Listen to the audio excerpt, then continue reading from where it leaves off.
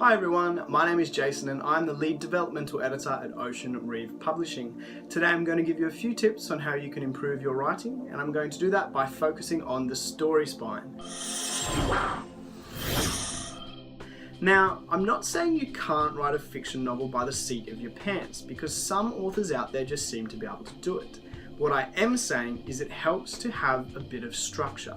This is particularly prevalent for you character-driven writers out there. It helps to have a bit of structure. It helps to have a beginning, an end, and a few points along the way that you have to hit to make sure you're always working towards the eventual outcome. Now, the story spine that I like to use is pretty simple. It's just a beginning, a middle, and an end.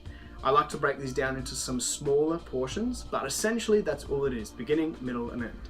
So before I get into that, if you haven't watched my other video on character development, probably go and watch that first, because I'm going to talk about a few concepts here that I've already discussed in the character development.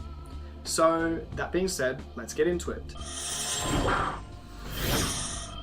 For the beginning, I like to break the beginning up into two portions. We have the once upon a time and we have the inciting incident. Now, the once upon a time is where you show the reader your character in their everyday life. So for example, the shepherd that I keep talking about, this would be the shepherd tending his flock and having an awesome time, an awesome day, like nothing is going wrong. Next is the inciting incident, and this is where things start to go pear-shaped, and this is where we push the character into a new portion of their life or a new journey that they've not been in that before. So think Frodo Baggins from Lord of the Rings finding the ring in that envelope. If he didn't find that ring, Lord of the Rings would never happen. That's the inciting incident. So the inciting incident basically pushes your character into the middle of the book, which is your rising complications. And from the character development method that I spoke in the last video, this is your conflict. Now, the interesting thing here is you might have one overarching conflict for your decast method, but you can also have lots of smaller conflicts along the way. So what you do here is you have some conflicts are resolved and some aren't. This makes sure that you're always increasing the tension and pushing your reader towards the climax of the story.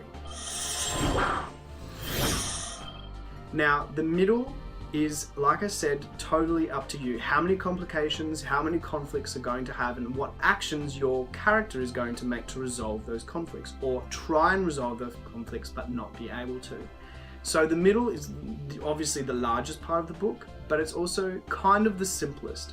Make sure when you're doing this that you map out each conflict and each potential resolution and whether it fails or doesn't, and make sure that you wrap it up at least in this book or in the next book. Now, the last part of the story spine is the end, obviously. This is also broken into two parts. We have the climax and we have the resolution. So the climax is where your character or your hero overcomes and resolves the conflicts that have been building throughout the book. Now, like I said in the video about the decast method, it's really important here that you have clear stakes so the reader knows exactly what's in play and exactly what the outcome will be if your character succeeds or they fail. Now, depending how many conflicts you set up through the middle of your book is depending how many you should resolve here at the climax. You don't want to cheat the reader. You don't want to just leave it on some cliffhanger and not have anything resolved, because there is a potential here that you will alienate the reader and make them unhappy with the outcome of the story. So it's very important that you do resolve some of the conflicts, a lot of the conflicts, from the middle that you've been setting up. Now, from the climax, we fall through the tension all the way down to the resolution. Now, the resolution is where we show the results, the outcome of your character either succeeding or failing. Here, again, it's really important that we know what the stakes are. So did your character succeed? And what does life look like now that they did succeed?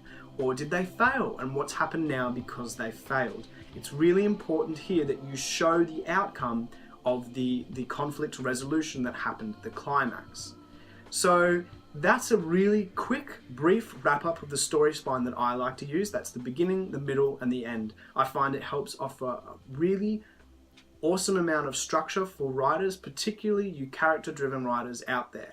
I hope today's tip has helped you improve your writing just a little bit, and I'm looking forward to seeing you in the next video. Thanks for watching.